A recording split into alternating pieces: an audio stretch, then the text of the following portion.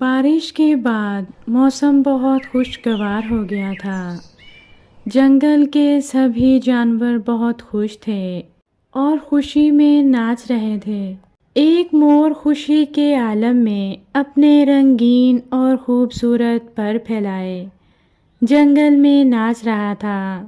اچانک اسے اپنی کرخت اور بھدی آواز کے ساتھ اپنے بدصورت پیروں کا بھی خیال آیا تو وہ ایک دم بہت اداس ہو گیا۔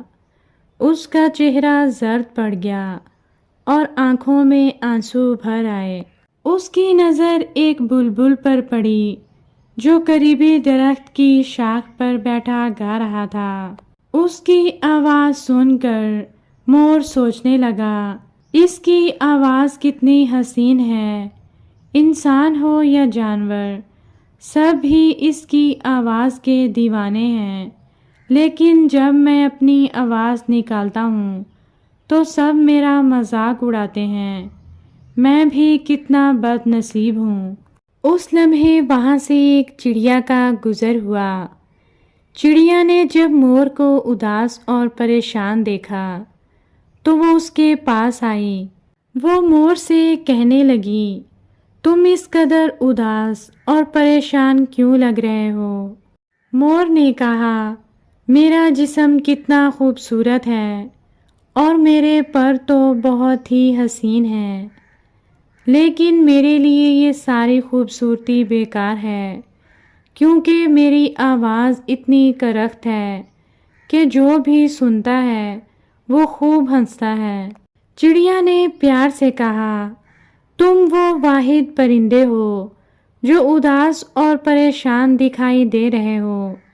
خدا نے اپنی مخلوق کو بہت سی نعمتیں عطا کی ہیں۔